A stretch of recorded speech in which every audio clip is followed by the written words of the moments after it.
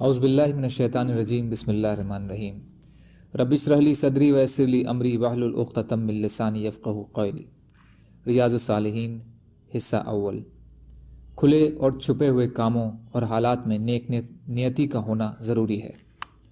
اللہ تعالیٰ نے فرمایا، ان کو یہی حکم دیا گیا تھا کہ نیک نیتی کے ساتھ اللہ کی عبادت کریں، ایک جٹ ہو کر اور نماز پڑھیں، زکوٰۃ دیں، اور یہی سچا دین ہے۔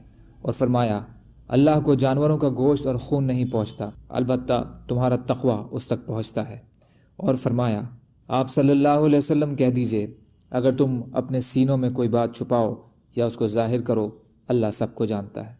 امیر المومنین حضرت ابو حفص عمر بن خطاب رضی اللہ تعالی عنہ بن نفیل بن عبد العزیٰ بن ریاح بن عبداللہ بن قرط بن رزاز بن عدی بن کعب بن لوئی بن غالب قریشی ادوی سے روایت ہے کہ وہ کہتے ہیں کہ میں نے رسول اللہ صلی اللہ علیہ وسلم کو فرماتے ہوئے سنا کہ اعمال کا دار و مدار نیت پر ہے۔ ہر انسان کو اس کی اچھی یا بری نیت کے مطابق اچھا یا برا بدلہ ملے گا۔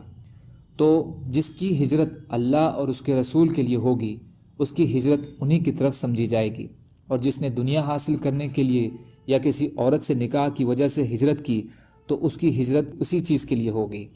اس روایت کی صحت متفقہ ہے۔ اسے امام محدثین عبداللہ محمد بن اسماعیل بن ابراہیم بن مغیرہ بن بروزبہ ضعفی بخاری اور امام المحدثین ابو الحسین مسلم بن حجاز بن مسلم کشیری نیشا پوری نے اپنی ان دو کتابوں میں روایت کیا ہے جو حدیث کی تمام مصنفہ کتابوں میں سب سے زیادہ صحیح ہیں۔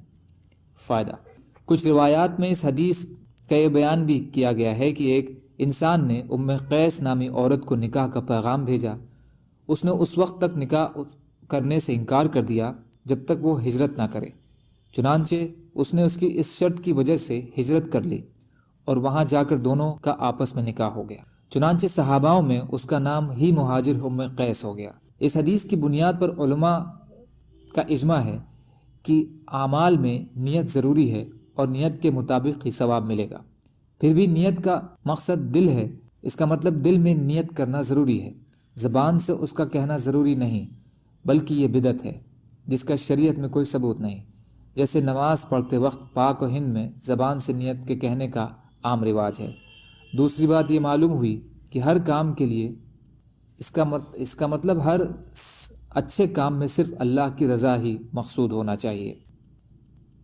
سبحان اللہ و بحمدہ، سبحانک اللہم و بحمدک، اشہد ان لا الہ الا انت، استغفرک و اتوب الیک۔